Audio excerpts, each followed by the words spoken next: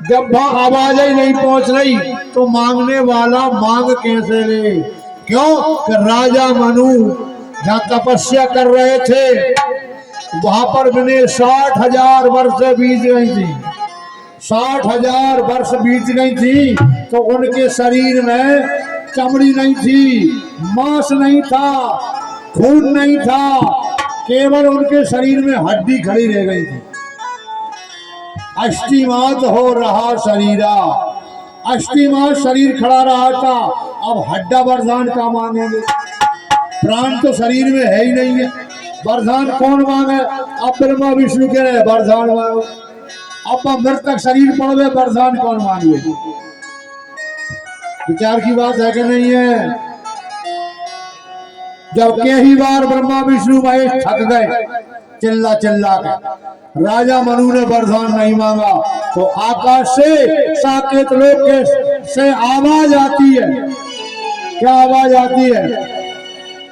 मैं प्रसन्न हूं वरदान मांगो, मैं प्रसन्न हूं वरदान मांगो। आकाश से आकाशवाणी होती है, लेकिन उस वाणी में अमृत था। जो वाणी में अमृत था वो अमृत कान के द्वारा नाभि पे पहुंचा। कान के द्वारा जब नाभि पे पहुंचा तो ऐसी जान पड़ रही थी कि राजा मनु सिंहासन पे से अभिहार उतर के चले आ रहे हैं। मानव अवै भवन से आए, ऐसा लगा कि मानो अभिहार भवन से आ रहे हो। कहा तो उसमें अमृत था। अमृत का काम एक ही होता है, मरे को जिंदा करना। अमृत केवल मरे को जिंदा करता है। आज राजा मनु को मरे मराए के लिए उस कान के द्वारा प्रवेश किया हुआ अमृत, वाणी के द्वारा आया हुआ अमृत जब नाभि तक पहुंचा तो राजा मनु जिंदे हुए। उन्होंने कहा कि मुझे जिंदा किसने कर दिया? मैं तो ब्रह्मलोक में था, साकेत लोक में मेरा मन था, वो मृत्यु लोक में मुझे किसने भेज दिया? आकाश से आकाशवाणी होती, राजा मैं प्रसन्न हूं, वरदान मांग लीजिए। वरदान मांग लीजिए। कौन सा मांगे वरदान? हमसे मांगिए वरदान। तुम हो कौन? अनादि ब्रह्म हूं मैं तुमसे इस प्रकार से वरदान नहीं मांगूंगा। और यदि आपको वरदान देना है तो मेरे सामने आइए, सामने आकर के वरदान दीजिए तो मैं आपसे वरदान मांगूंगा। क्योंकि मैं निराकार में था और तुमने मुझे साकार में पहुंचा दिया, तो आपको भी साकार में आना होगी तो ही मैं वरदान मांगूंगा, अन्यथा मैं वरदान नहीं मांगूंगा।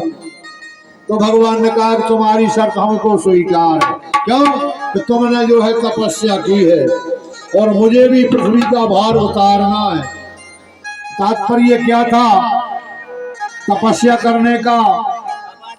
बंधुओं, माता बहनों, तुम भी समझ रही कभी समझ सको तो समझ लो, ना समझो तो तुम्हें विश्वामित्र के भीख मांगना पड़ेगी। ध्यान रखना, समझने की बात है, समझना पड़ेगी। जब भगवान ने पांचों तत्वों को एकत्रित किया,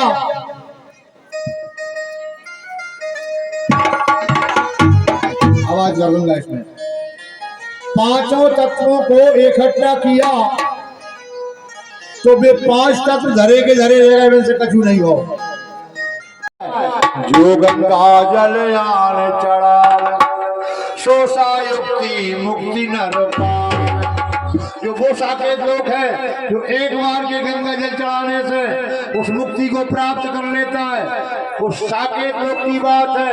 उस साकेत लोक में राजा मनु पहुंचा था, तपस्या कर रहा था, उसका मन वहां लगा था। जब वो राजा मनु अपने मन को वहां लगाया था तब उसका नाम मनु पड़ा है। क्या संसार में नहीं था। अब ब्रह्मा विष्णु महेश पृथ्वी पे चिल्ला रहे हैं, ब्रह्मा विष्णु महेश पृथ्वी पे चिल्लाते हैं।